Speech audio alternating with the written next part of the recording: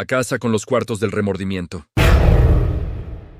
El letrero en la verja oxidada decía solo Sanatorio de la Clemencia.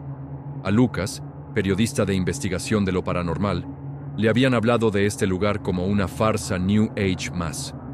Un sitio donde supuestamente podías purgar tus arrepentimientos pagando una módica suma. Llegó un martes gris, con escepticismo y una grabadora. La mansión victoriana se alzaba entre árboles descuidados. Sus ventanas ciegas reflejaban el cielo plomizo. No había recepcionista, solo una nota en la puerta de roble macizo. Elija una puerta, cualquiera, la que le llame. El precio se discutirá después, si es que hay algo que discutir. El vestíbulo era amplio, decorado con un lujo pasado de moda. Alfombras persas desgastadas, arañas de cristal sin encender, el olor a cera de abejas y polvo viejo. Había 7 puertas, cada una de un color y un estilo diferente, alineadas en el corredor principal. Ninguna tenía número o nombre. Lucas eligió la puerta azul, de madera tallada con formas de olas. Giró el pomo, frío al tacto. Al cruzar el umbral, el aire cambió. El olor a polvo fue reemplazado por el aroma dulzón de las magnolias, un aroma que conocía demasiado bien. No estaba en una habitación, estaba en el jardín de la casa de su infancia. El sol de verano calentaba su nuca, el césped estaba recién cortado. Era perfecto, demasiado perfecto. Y allí, sentado en la mesa de picnic de madera blanca, estaba su abuelo, con la misma camisa a cuadros, la misma sonrisa tranquila. «Llega tarde, muchacho», dijo, su voz exacta, ese tono ronco por el tabaco. Lucas sintió un vuelco en el estómago. Su abuelo llevaba 10 años muerto. Él había prometido visitarlo ese fin de semana. No lo hizo. Una llamada de trabajo, una excusa. Su abuelo murió dormido la noche del domingo. Nunca se despidió. Esto no era un recuerdo. Era el recuerdo reconstruido con lujo de detalle, pero vivo, tangible. Podía sentir la brisa, el calor del sol. «Siéntate», dijo el abuelo, señalando el banco. «Tenemos mucho de qué hablar». Lucas, aturdido, obedeció. La grabadora en su bolsillo pesaba como una losa. Esto no era una proyección psicológica, era otra cosa. «¿Por qué no viniste, Lucas?», preguntó su abuelo, partiendo una manzana con sus manos nudosas. No había reproche en su voz, solo curiosidad. «Me necesitabas para un artículo sobre políticos corruptos». Lucas oyó su propia voz, más joven, justificándose. Las palabras salían de su boca sin que él las pensara. El guión del remordimiento. «Siempre fuiste ambicioso», asintió el abuelo. «Como tu padre». «¿Y el artículo? ¿Valió la pena?» Lucas quiso contestar que sí, que había destapado un caso importante. Pero en la recreación, su yo pasado permaneció en silencio, mirando al césped. El remordimiento no necesitaba diálogos complejos. Necesitaba el silencio de lo no dicho, el peso de la omisión. La escena se repitió, una y otra vez. Lucas, sentado, escuchando la misma pregunta, sintiendo la misma punzada de culpa fresca, como si el tiempo se hubiera detenido en ese instante de fracaso moral. Intentó levantarse. Sus piernas no respondían. Estaba atrapado en el bucle de su propia conciencia culpable. El sanatorio no ofrecía terapia. Ofrecía una inmersión total en tu propio infierno personal, cuidadosamente decorado. Horas después, o quizás minutos, el tiempo perdía significado. La puerta azul se abrió de nuevo. No desde el jardín, sino en el aire mismo, como una rendija en la realidad. Lucas salió arrastrándose, sudor frío empapando su camisa. El vestíbulo estaba igual, vacío, silencioso. Se desplomó en el suelo, respirando con dificultad. Una voz suave habló a sus espaldas. Terapéutico, ¿verdad? Era un hombre de mediana edad, impecablemente vestido con un traje gris. No tenía nombre visible, solo una sonrisa profesional. Soy el administrador. Veo que ha aprobado la suite del deber incumplido. Un clásico. Lucas intentó articular una pregunta, una maldición, algo. Solo salió un jadeo. «No se preocupe», dijo el administrador. ayudándolo a levantarse con una fuerza sorprendente. La primera sesión es desorientadora, pero ahora entiende el servicio. Nosotros no juzgamos, solo proveemos el escenario. Usted trae la obra, señaló las otras puertas. Cada una contiene una representación de ese momento en que usted no estuvo a la altura de sus propios valores. Los clientes pagan por revivirlo, con la esperanza de que, al enfrentarlo, se liberen. Su sonrisa se afiló un poco. Algunos lo logran. Lucas pasó la noche en una habitación de invitados en el piso superior, austera pero cómoda. Soñó con el jardín. Al amanecer, decidió investigar. Esto era más que una estafa cargada de sugestiones. Había una tecnología o una fuerza aquí que manipulaba la percepción de manera imposible. Bajó al vestíbulo. Una mujer salía de la puerta roja, llorando en silencio, el rostro devastado por una pena que parecía recién excavada. Cruzó miradas con Lucas. En sus ojos había un reconocimiento terrible, como de compañeros de prisión.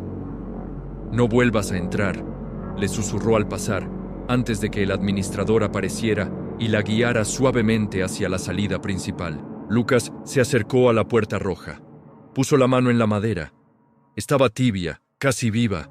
Un zumbido bajo, como un llanto contenido, vibraba en ella. Esta no era una casa. Era un organismo que se alimentaba de lamentos. Su investigación periodística se transformó en una misión personal. Tenía que descubrir el mecanismo, exponerlo. Decidió probar otra puerta. La verde, esta vez. Entró en la sala de reuniones de su primer trabajo importante. Allí estaba él, más joven, callando cuando su jefe se atribuía el mérito de su investigación, destruyendo la carrera de un compañero inocente para salvar su propio puesto. Revivió la cobardía, el sabor metálico del miedo en la boca, la justificación ruin que se construyó después. La escena también se repetía, pero esta vez Lucas, con su conciencia de observador, intentó cambiar algo. Gritó: «¡Es mi trabajo!». Ni su yo pasado ni los demás personajes de la recreación lo oyeron. Era un fantasma en su propio recuerdo. La impotencia era un veneno más fuerte que la culpa. Cuando salió, tembloroso, el administrador estaba tomando té en una mesa del vestíbulo. Intentó interferir. Es natural, pero las obras son inalterables. Se representan tal como fueron inscritas en usted. Lo interesante no es cambiar el pasado, señor Vega. Es aceptar qué parte de su presente está construido sobre esos cimientos. Lucas lo miró con odio. «¿Qué son ustedes? ¿Qué hacen aquí?». El administrador sorbió su té. «Somos cuidadores de un jardín muy especial». A los pocos días, Lucas había probado 5 puertas. 5 remordimientos íntimos, desde la traición a un amigo hasta la indiferencia ante el sufrimiento ajeno. Cada cuarto era más lujoso, más detallado y más desgarrador que el anterior. La casa aprendía de él, refinaba su tortura, pero también notó un patrón. A veces, en el vestíbulo, veía a otros clientes salir de sus puertas con una expresión extraña, no de dolor, sino de vacío, de alivio siniestro, como si algo les hubieran extraído. Se hizo amigo de una mujer, Elena, que venía cada semana. «Entro en la puerta amarilla», le confesó una tarde. «Es donde le grité a mi hija que ojalá no hubiera nacido, el día antes de que muriera en un accidente. Ahora, cuando salgo, el recuerdo duele menos. Es como si el filo se lo quedara a la habitación». Lucas sintió un escalofrío. ¿Y a cambio? Elena se encogió de hombros. «¿A cambio de qué? Pago mi cuota. Es un servicio». Pero sus ojos habían perdido profundidad, como si los colores de su iris se hubieran desvanecido. Lucas investigó la historia de la mansión. En archivos municipales polvorientos, encontró que en el siglo XIX fue un salón de té. En los años 50, un psiquiátrico privado cuyo director desapareció junto con varios pacientes. El lugar llevaba décadas cerrado, hasta que el administrador lo reabrió hace 5 años. No había permisos ni registros, como si la casa existiera fuera de la jurisdicción municipal. Una noche, explorando una parte prohibida del ala este, Lucas encontró una escalera que descendía a un sótano. No había electricidad. Con una linterna, bajó. El aire era frío y olía a tierra húmeda y a algo dulce, como flores podridas. El sótano no era un espacio de almacenamiento. Era una sala circular, con paredes de piedra desnuda. En el centro, una estructura baja de mármol negro, como una fuente seca. Y alrededor, incrustadas en las paredes, había decenas de cristales. Brillaban con una luz interna, tenue, de diferentes colores. Se acercó a una azul. Al mirarla de cerca, dentro del cristal, vio un movimiento diminuto. La recreación del jardín con su abuelo, en miniatura, perfecta, en un bucle eterno. Su remordimiento cristalizado. Esta era la cosecha. La casa no solo mostraba remordimientos, los extraía, los solidificaba en estos cristales de dolor puro. El administrador lo encontró allí. No pareció enojado. «Ah, ha descubierto la colección. Es hermoso, ¿verdad? La cristalización del arrepentimiento humano. Cada uno tiene una pureza emocional inigualable». Lucas, con la voz quebrada por la rabia y el horror, preguntó: «¿Para qué? ¿Para qué los guardan?».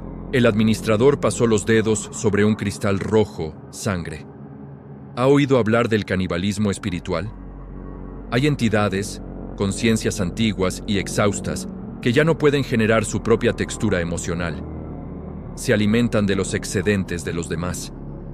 La culpa, el remordimiento, son energías densas, sabrosas. Nosotros somos proveedores. Los clientes vienen a aliviarse de su carga moral. Nosotros les compramos esa carga y luego la vendemos a conocedores. Lucas retrocedió. Ustedes les roban el alma a pedazos. Oh no, rió el administrador. Les compramos la basura del alma, la parte que les impide dormir. Ellos salen más ligeros. Y nuestros clientes finales obtienen un manjar. Todos ganan. Lucas intentó huir, advertir a los demás, pero la casa ya lo tenía marcado. Cada vez que se acercaba a la puerta principal, el vestíbulo se elongaba, las puertas se multiplicaban. Perdía el sentido de la dirección. Era un laberinto que solo el administrador podía navegar. Entonces le hicieron una oferta. «Usted es especial, señor Vega», dijo el administrador. «Sus remordimientos son particularmente vívidos, complejos. Tiene una conciencia moral, deliciosamente torturada. Podría ser más que un donante. Podría ser un catador», le explicaron. Los catadores probaban los cristales de otros, experimentaban remordimientos ajenos como si fueran vinos finos, evaluando su calidad, su intensidad, su bouquet de agonía. A cambio, sus propios remordimientos serían pausados, congelados. No sentiría culpa por nada, nunca más. Era la tentación absoluta para un hombre carcomido por sus fracasos. La liberación de la culpa, el precio, convertirse en gourmet del sufrimiento ajeno. Lucas pasó días en un estado de parálisis moral. Mientras tanto, observó a una clienta nueva, una joven que salía de la puerta violeta noche tras noche, cada vez más demacrada. Su remordimiento debía ser monumental. Un día, la joven no salió. El administrador, preocupado, entró en la puerta violeta y la sacó, inconsciente. La llevó al sótano. Lucas lo siguió a escondidas. Vio cómo colocaban a la joven junto a la fuente de mármol. De su pecho, como un vapor brillante y angustiado, comenzó a fluir una sustancia que se condensaba en un nuevo cristal, enorme y de un púrpura oscuro. La joven despertó, pero sus ojos estaban vacíos, sin rastro del dolor que la consumía.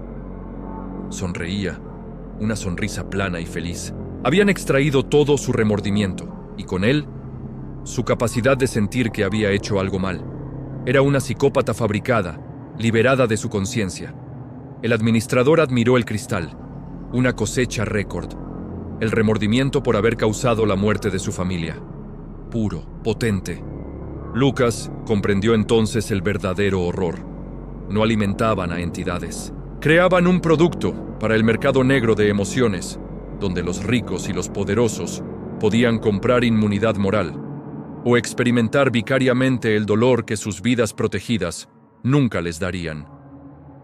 La revelación final llegó cuando, espiando al administrador, Lo vio entrar en una puerta que Lucas no había visto antes. Una puerta negra, lisa, sin pomo, al final de un pasillo que solo aparecía a ciertas horas. Con un corazón galopante, Lucas esperó a que saliera y se coló. Dentro no había una recreación de un remordimiento personal. Era una sala de juntas opulenta. En una pantalla se subastaban los cristales del sótano. Los postores eran figuras borrosas, pero sus ofertas eran astronómicas. Un cristal azul, quizás el suyo, fue vendido como remordimiento del deber familiar. Notas de melancolía y oportunidades perdidas, con un final agridulce. Se pagó $500,000 por él. Esta no era una operación sobrenatural, era un negocio. Su máquina de generar remordimientos era la casa, un artefacto de origen desconocido, pero el comercio era terriblemente humano. Lucas, poseído por una furia fría, decidió no ser catador, sería saboteador. Su plan era simple. Entraría en su puerta más poderosa, la azul del jardín, pero esta vez no con la intención de sufrir, con la intención de recordar. Recordar no solo la culpa, sino el amor que había detrás. El amor de su abuelo, que era lo real, lo que la casa no podía replicar porque no era una emoción negativa. Se sentó frente a su abuelo en el bucle eterno. En lugar de hundirse en la culpa, murmuró: «Te extraño y perdóname». No hablaba con la recreación. Hablaba con la memoria real, con la esencia que la casa usaba como molde. La escena titubeó. El abuelo parpadeó.